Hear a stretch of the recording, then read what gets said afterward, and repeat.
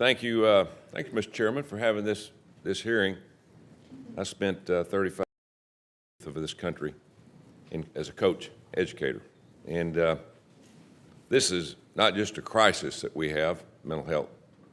It's an emergency. We got huge problems. This is probably the biggest problem we have in this country. It's getting worse every day.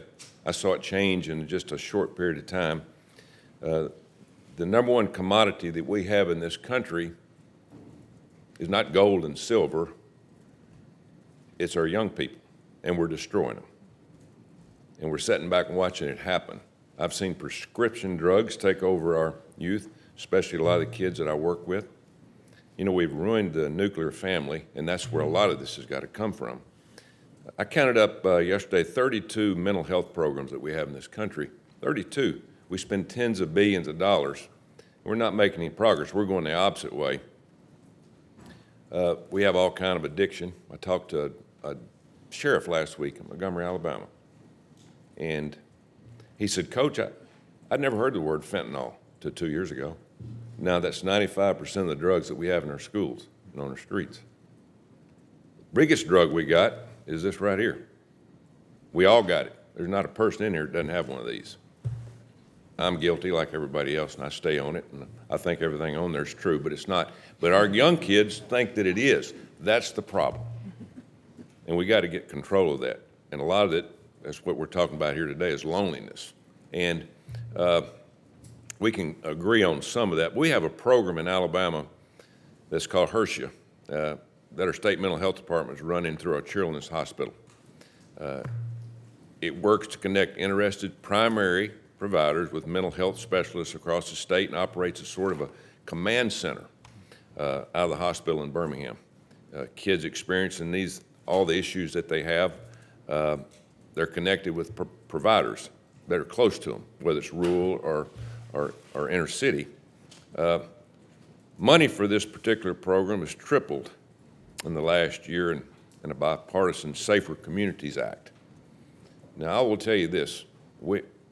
We can afford a lot of things around here, but we cannot not afford to fund mental health.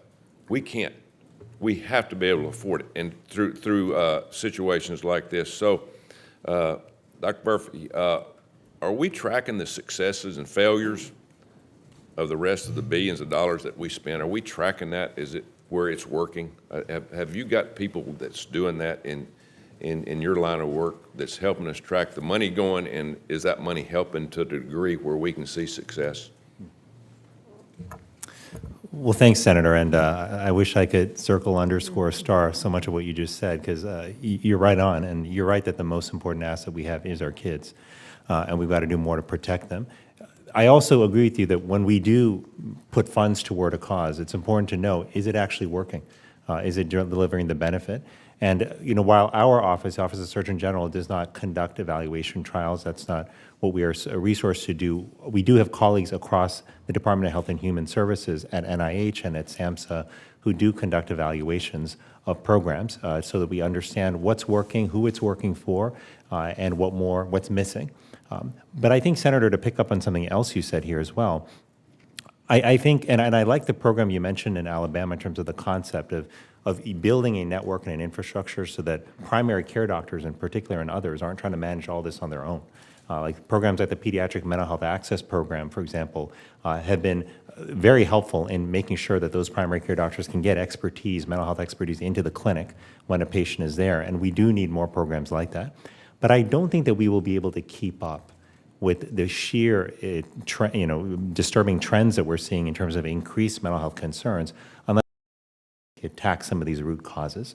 And you mentioned our devices, and in particular for young people, social media has become, I worry for too many of them, a contributor, an important contributor to their mental health strains. I also spend a lot of time with student athletes when I travel around the country. I do roundtables specifically with student athletes.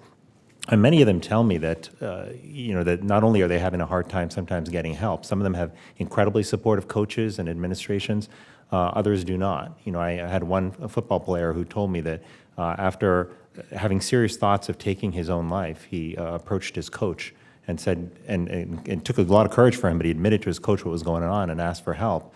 But as a response from the coach was, well, if that's how you're feeling, maybe this program's not for you. You should consider going to another university. And he was heartbroken. Now, thankfully, that's not the response that most kids get, but we still have more to do in terms of making sure kids get the help they need. But if we can focus on making social media safer for our kids, if we can focus on rebuilding the social connection and community that our kids need, families are a key part of that, faith institutions are a key part of that, other community organizations like YMCAs, Boys and Girls Clubs, these all play vital roles in helping connect kids to each other, families to each other, but participation in them, Senator, has been declining for half a century, and it's leaving people lonely, isolated, and at greater risk for mental illness. Thank you. And one thing I'd like to say, I know we're over a little bit here, Mr. Chairman, but we have, unfortunately, people in this country that are born with a mental health problem, and we're trying to treat them with a lot of prescription drugs. And I think that's fine to a certain degree. Sometimes we're over-prescribing.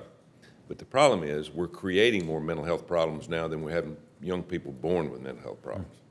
And I think we all have to understand that. And if we'll start understanding that, I think we can understand the problems that we have to overcome. Because if we don't do this, now we're going to lose the country that we all grew up in. Because mental health is the #1 problem in this country.